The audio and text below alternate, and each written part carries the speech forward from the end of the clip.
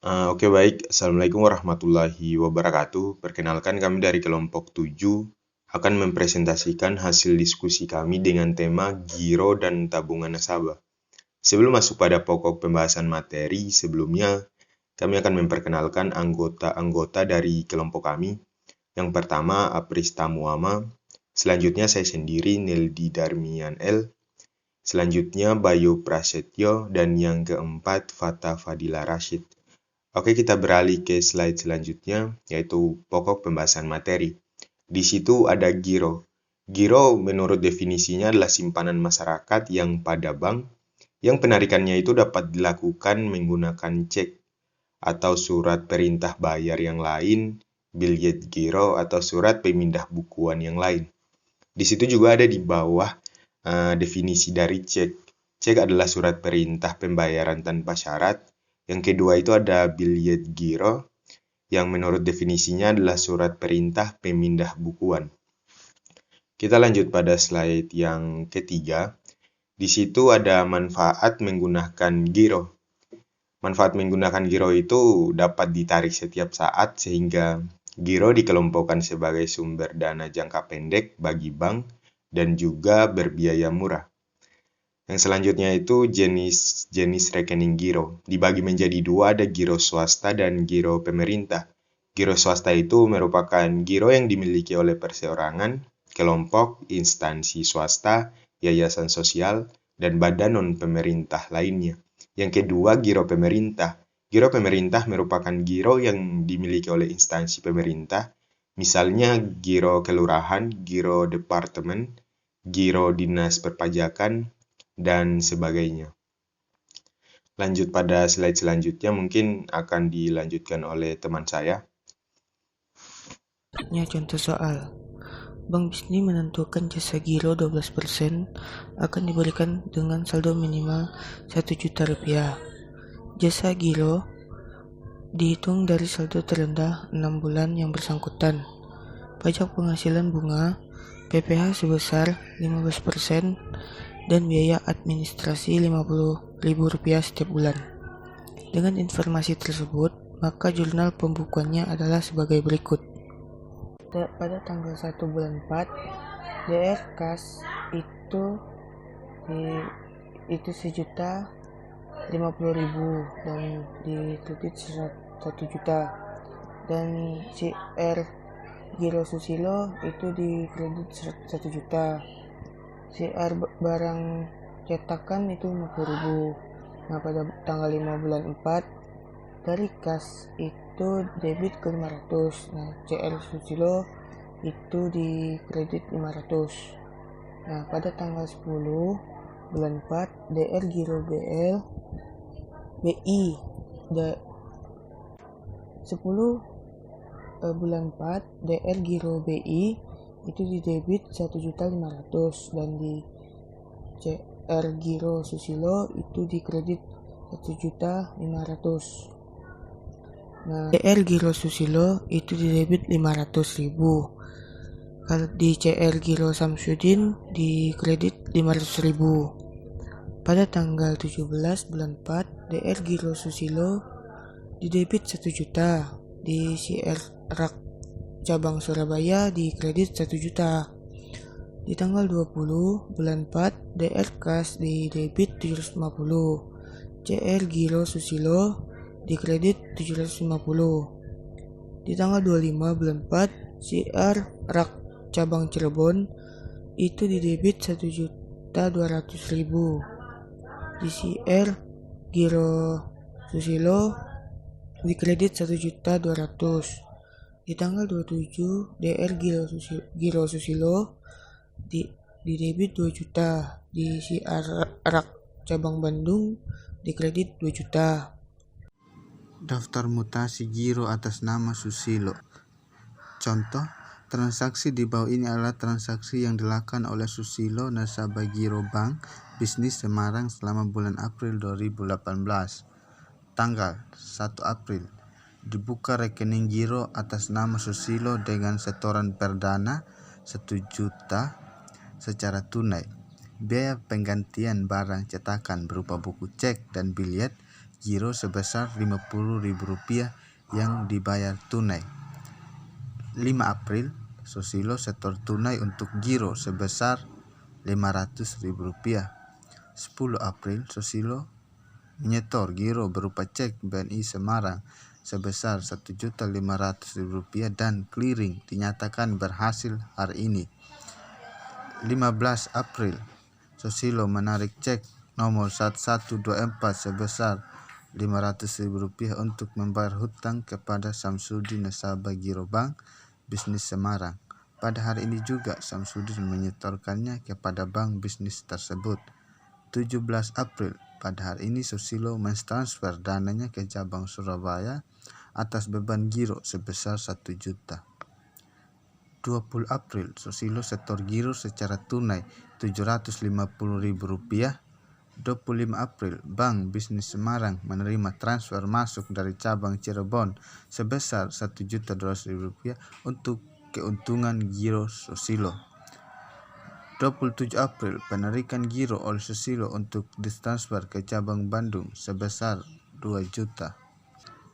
Jadi untuk daftar mutasi giro atas nama Susilo, tanggal 1 April setor tunai sebesar 1 juta masuk di kredit jadi saldo 1 juta. 5 April setor tunai sebesar Rp500.000 di kredit jadi saldo Rp1.500.000. 10 April setor clearing sebesar Rp1.500.000 jadi saldo 3 juta. 15 April pengambilan sebesar Rp500.000 masuk di debit jadi sisa saldo Rp2.500.000. 17 April transfer keluar sebesar 1 juta masuk di debit jadi sisa saldo Rp1.500.000. 20 April setor tunai sebesar Rp750.000 masuk di kredit jadi saldo Rp2.250.000. 25 April transfer langsung sebesar Rp1.200.000 masuk di kredit jadi saldo Rp3.450.000. 27 April transfer keluar sebesar 2 juta masuk di debit jadi sisa saldo Rp1.450.000. 30 April bunga giro sebesar Rp10.000 jadi saldo Rp1.460.000. PPH Rp1.500 masuk di debit saldonya Rp1.458.500. Beban administrasi Rp50.000 masuk di debit jadi sisa saldonya Rp1.408.500.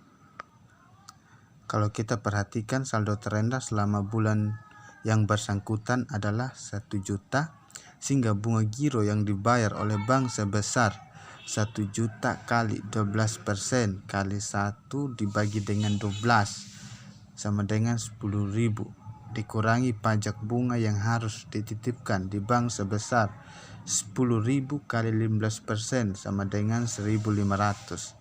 Dengan demikian dibayar bersih ke Susilo sebesar 8.500. Untuk zona bisa dilihat pada tanggal 30 April di atas, sedangkan buku mutasi giro fungsi sebagai buku pembantu dapat digunakan sebagai rekening kontrol. Tabungan. Tabungan merupakan simpanan masyarakat atau pihak lain yang penarikannya hanya dapat dilakukan menurut syarat-syarat tertentu yang telah disepakati, tetapi tidak bisa ditarik dengan menggunakan cek, bilet giro atau yang dipersamakan dengan itu. Syarat-syarat penyelenggaraan tabungan: yang pertama, bank hanya dapat menyelenggarakan tabungan dalam bentuk rupiah. Yang kedua, ketentuan mengenai penyelenggaraan tabungan ditetapkan oleh bank masing-masing. Yang ketiga, penarikan tabungan tidak dapat menggunakan cek, bilet giro, serta surat perintah bayar lainnya yang sejenis. Yang keempat, penarikan hanya dapat dilakukan dengan mendatangi bank atau alat yang disediakan untuk keperluan tersebut, misalnya ATM dan lain-lain. Kemudian contoh soal. Pencatatan transaksi tabungan. Setiap setoran tabungan akan dicatat sebesar nilai nominal setoran dan selanjutnya disajikan sebesar nilai kewajiban.